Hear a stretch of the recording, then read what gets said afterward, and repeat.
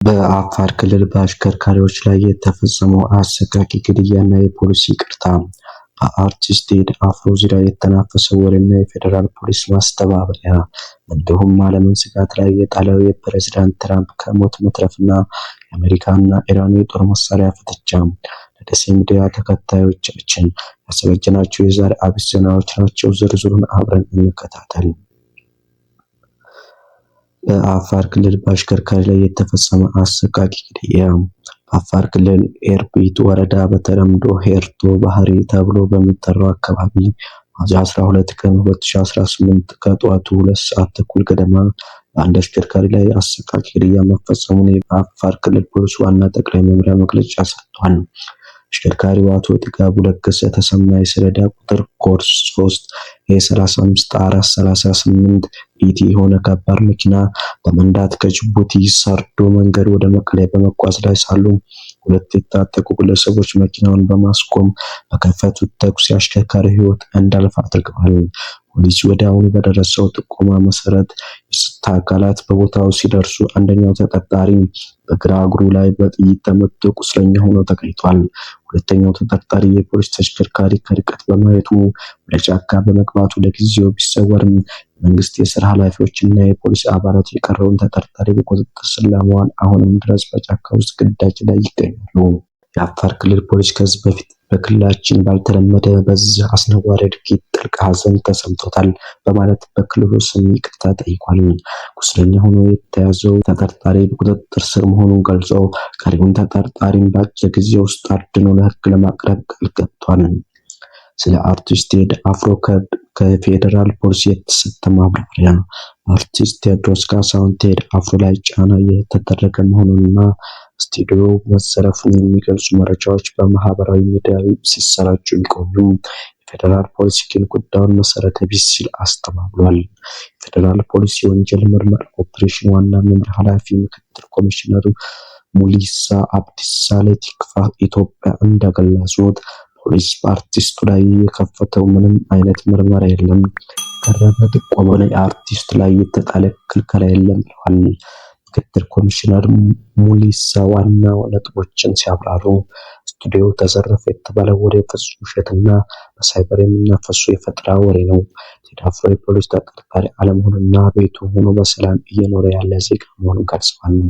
ወሬው አርቲስቱን መጠቀሚያ በማድረግ የፖለቲካ አጀንዳ ለማራመድና ህዝቡን ለማሸበር የሚሰራጭ መሆኑን ጠቁሟል።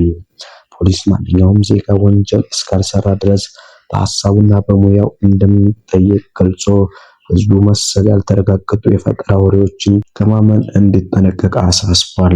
የውጭ ዜናዎችን ስንመለከት ፕሬዝዳንት ትራምፕ ከሞት መትረፍና የዋይት ሃውስ ክስተት።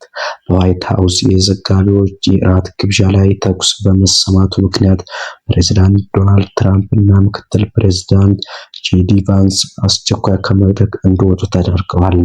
በዚህ ሂደት ወቅት ከባለቤታቸው ሜላኒያ ጋር የነበሩት ዶናልድ ትራምፕ በጠባቂዎቻቸው ተሸፍነው ሲወጡ ሚዛናቸውን ስተው መሬት ላይ ወድቀዋል። በትራምፕ በኩል የነበሩ የጥበቃ አካላት መዘግየታቸው መነጋገሪያ ሆኗል።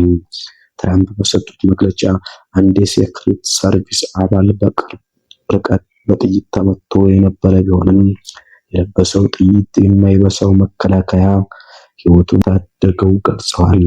ተኳሹ ግለሰብ በርካታ የጦር መሳሪያዎችን ይዞ ወደ ደህንነት መፈተሻ ጥሶ ለመግባት ሲሞክር በጀግኖች የደህንነት አባላት በቁጥጥር ስር መዋሉ ተረጋግጧል።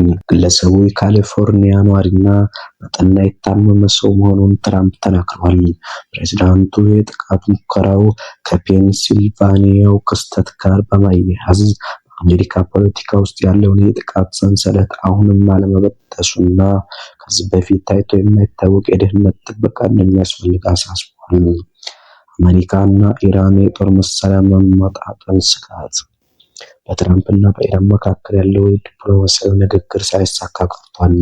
ትራምፕ ልዑካቸውን ስቲቭ ዊትኮፍ እና ጃሬድ ኩሽነር ወደ ፓኪስታን ኢስላማባድ ሊያደርጉት የነበረው ጉዞ በድንገት በመሰረዙ መነጋገር ከፈለጉ ይደውሉልን፣ ሁሉንም ካርዶች የያዝነው እኛ ነን ብለዋል። በሌላ በኩል ኢራን የአየር መከላከያዎቿን በመፈተሽ ወታደራዊ ልምምድ እያደረገች ትገኛለች። በተጨማሪ ኢራን ከእስራኤል ሞሳድ ጋር ግንኙነት አላቸው የተባሉ 15 ቅጥረኛ ወታደሮችና አንድ ዋና አሰሪ ላይ በቁጥጥር ስር መዋላቸው ገልጸዋል። በአሁኑ ወቅት የአሜሪካ መከላከያ ሚኒስቴር ፔንታጎን ለዓመታት ያከማቸውን መሳሪያ ያሟጠጠ መሆኑን ተናግሯል። ጦርነቱ እስካሁን አሜሪካ ከ25 ቢሊዮን እስከ 35 ቢሊዮን ዶላር ወጪ አስወጥቷል። ከ1200 በላይ የሚሳኤል መከላከያዎችና 1000 የሚጠጉ ቶማሃውክ ሚሳኤሎች ጥቅም ላይ መዋላቸው ተገልጿል። ይህ ፍጆታ አሜሪካ በሌሎች የዓለም ክፍሎች ያላትን ወታደራዊ ጥቅም አደጋ ላይ ሊጥል እንደሚችል ሴናተር ጃክ ሪድ አስጠንቅቀዋል። ይሁን እንጂ የትራምፕ አስተዳደር ቃል አቀባይ ካሮሊን ሊቪት አሜሪካ የትኛውንም ኦፕሬሽን ለማከናወን በቂ መሳሪያ አላት በማለት ዘገባውን አስተባብለዋል። የኢራን ማስጠንቀቂያና የነዳጅ ዋጋ ስጋት። የኢራን አብዮታዊ ዘብ የአየር ክልል አዛዥ ሰይድ ማጂድ ሙሳቪ ለአረብ ሀገራት ሳውዲ አረቢያ፣ የተባበሩት አረብ ኤሚሬትስ እና ኩዌት ጥብቅ ማስጠንቀቂያ ሰጥተዋል። ማንኛውም የአረብ ሀገር ግዛቱን፣ የባህር ክልሉን ወይም ወታደራዊ ተቋማቱን ለአሜሪካና ለእስራኤል አሳልፎ ከሰጠ ኢራን በእነዚህ ሀገራት የነዳጅ ማውጫ ላይ ቀጥተኛ ጥቃት እንደምትፈጽም አስጠንቅቀዋል። ነዳጅ ምርቶች ደህንነቱ ጉዳይ ልትሉ ይገባል ብለዋል። የሆርሙዝ ወሽመጥ መዘጋት ስጋት የዓለምን ኢኮኖሚ እያናጋ ይገኛል። በወር እስከ 1 ቢሊዮን በርሜል ነዳጅ የሚያልፍበት ይህ ስትራቴጂካዊ መስመር ከተዘጋ በዓለም አቀፍ ደረጃ የነዳጅ ዋጋ ሰማይ ሊነካ እንደሚችል ተተንብዮአል።